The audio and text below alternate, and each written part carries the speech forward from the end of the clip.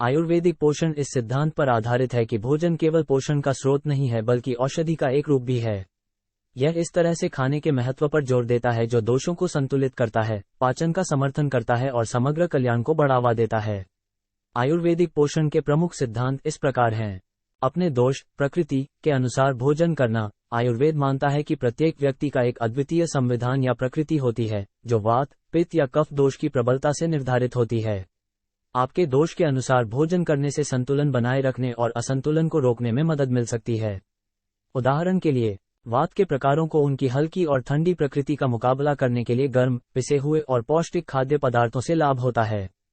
पित्त प्रकार के लोगों को अपनी उग्र और तीव्र प्रकृति को संतुलित करने के लिए ठंडा और शांत करने वाले खाद्य पदार्थों से लाभ होता है। कफ प्रकार के लोगों को अपनी भारी और ठंडी प्रकृति को संतुलित करने के लिए हल्के, गर्म और उत्तेजक खाद्य पदार्थों से लाभ होता है। 6 स्वाद, रस। आयुर्वेद खाद्य पदार्थों में 6 स्वादों को पहचानता है। प्रत्येक में विशिष्ट गुण होते हैं जो दोषों को प्रभावित कर सकते हैं।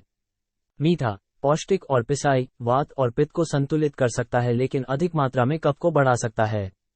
खट्टा, उत्तेजक और गर्म, वात को संतुलित कर सकता है और पित्त को बढ़ा सकता है लेकिन अधिक मात्रा में कफ को बढ़ा सकता है। नमकीन, भूनना और गर्म करना, वात को संतुलित कर सकता है लेकिन अधिक मात्रा में पित्त और कफ को बढ़ा सकता है। कड़वा, ठंडा और विषैरण, पित्त और कफ को संतुलित कर सकता है लेकिन अधिक मात्रा में वात को बढ़ा सकता है। तीखा, गर्म और उत्तेजक, कफ को संतुलित कर सकता है और पित्त को बढ़ा सकता है लेकिन अधिक मात्रा में वात को बढ़ा सकता है। कसला, ठंडा और सुखाना, पित्त और कफ को संतुलित कर सकता है लेकिन अधिक मात्रा में वात को बढ़ा सकता है। एक संतुलित भोजन में शरीर की पोषण संबंधी आवश्यकताओं को पूरा करने और दोष संतुलन बनाए रखने के लिए आदर्श रूप से सभी 6 स्वादों को शामिल करना चाहिए।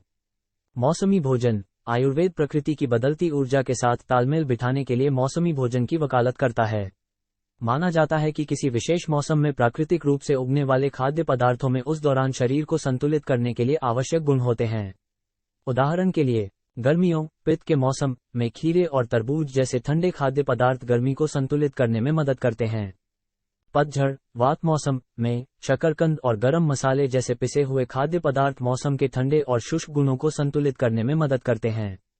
सर्दियों, कफ के मौसम में सूप और अदरक जैसे हल्के और गर्म खाद्य पदार्थ ठंड और भारी गुणों को संतुलित करने में मदद करते हैं। Mindful eating. Ayurveda mindful eating के महत्व पर जोर देता है। भोजन के स्वाद, बनावट और गंध पर ध्यान देने से पाचन प्रक्रिया में सुधार हो सकता है और छोटे हिस्से से संतुष्टि को बढ़ावा मिल सकता है। खाद्य संयोजन। आयुर्वेद खाद्य संयोजनों को पाचन को प्रभावित करने वाला मानता है।